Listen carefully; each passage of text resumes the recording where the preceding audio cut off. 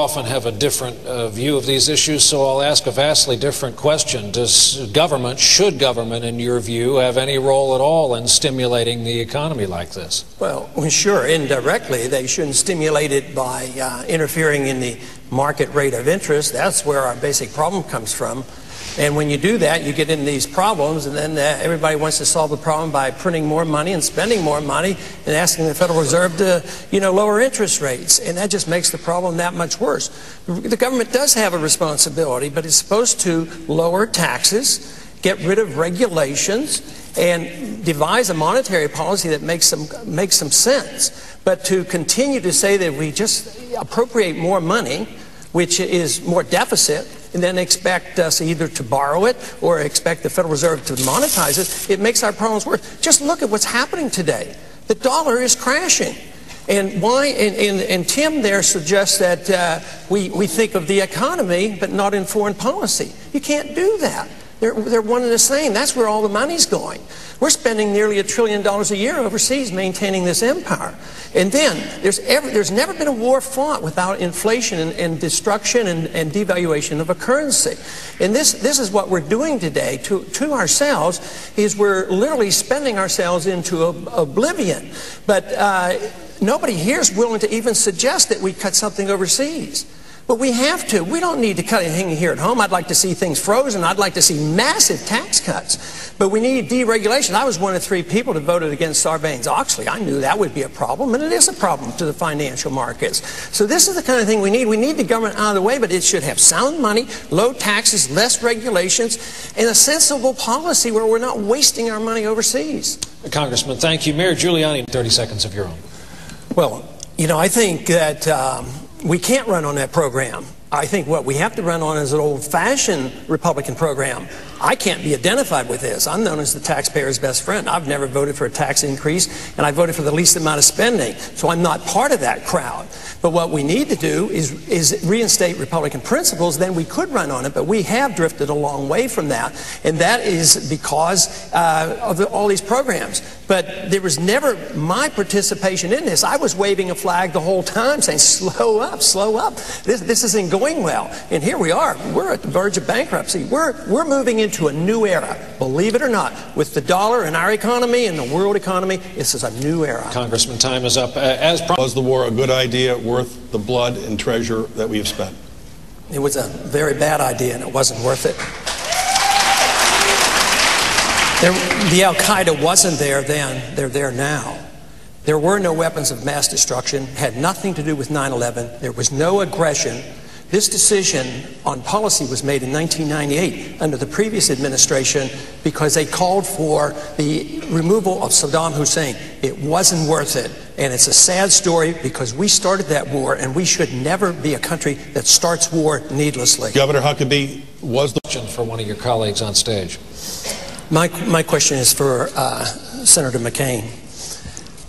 This is an economic question that I want to ask. It has to do with the President's Working Group on Financial Markets. I'd like to know what your opinion is of this and whether you would keep it in place, what their role would be, if you would get rid of this group.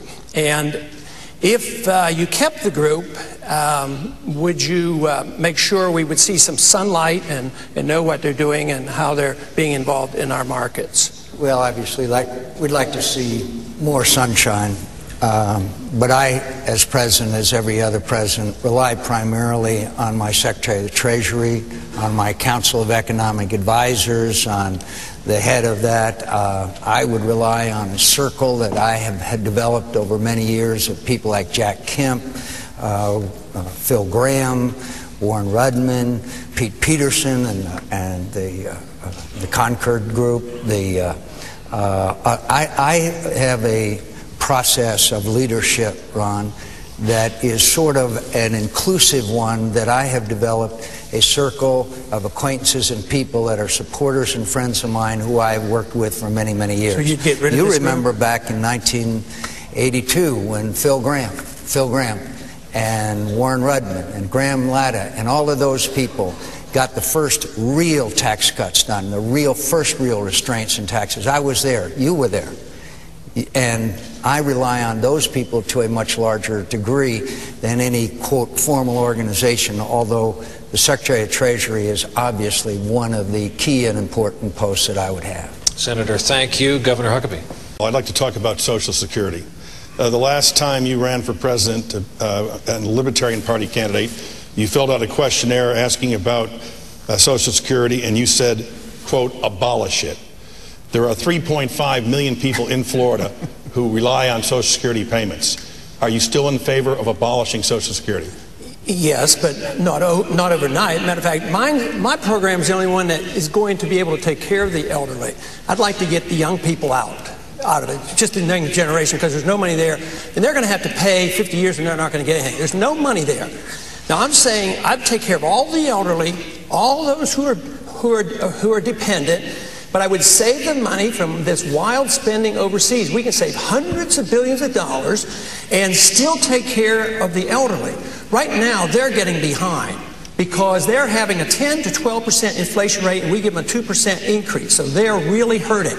I don't want taxes on the Social Security benefits that they receive. I have a bill in that would secure the trust fund where none of that money could be spent in the general revenues. So in many ways, though, the goal would be to get us out of this program that is a failure. It doesn't work and is going to bankrupt this country, that the only way you can do that is save enough money, tide the people over, let the young people get out. Because they're going to be paying all these years and they're not going to get anything. So ironically, I who defend the position that, you know, the federal government probably should have never been involved, I probably have the only program that would really help the elderly, because the way we're going now, the money's not going to be there. There's no way these cost of living increases are ever going to keep up with their benefits are never going to keep up with their cost of living. They're decreasing. I say my program has a better chance of helping them than any other one. Governor Huckabee. Other campaigns have said to you that their worry is that you won't stick to your party. If you look at yourself and see yourself someday as unelectable, perhaps you would launch a third-party movement and hurt the Republicans. My biggest concern is they won't stick to the party principles that Republicans stood for so long. And, being conservative and balanced budgets and limited government and individual freedom. No, I have no intention of going into another party. I've been elected 10 times as a Republican. I was from a Republican family, and no, I don't plan to do that. I wish they would worry about it, just in case. But no, I have no intention of doing that, but it might keep them on their toes. But no, I just think that the Republican Party has a problem because we don't act like Republicans. And we talked about this earlier, that we're spending money that we don't have. We run up these deficits. Instead of, in the old days, we used to be against the Department of Education. Now we doubled the size of it. No child left behind. Even the Democrats are running against some of the things that we do, and they used to love that kind of stuff. And it used to be that we used to stop the wars. We stopped the Korean War. We were supposed to stop the Vietnam War that the Democrats started. And here we're starting these wars. So that's why we've lost our way. So I don't think it's a matter of me leaving the Republican Party. If they would look toward what we're doing and the number of people who want to come into the party, they shouldn't be obstructing us. They should welcome. The party's getting smaller. Yet they say, oh, you're too strict on the Constitution.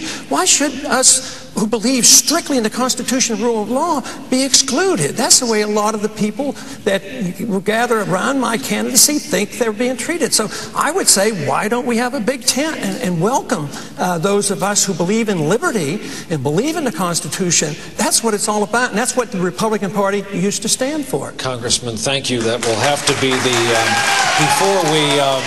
before we allow the audience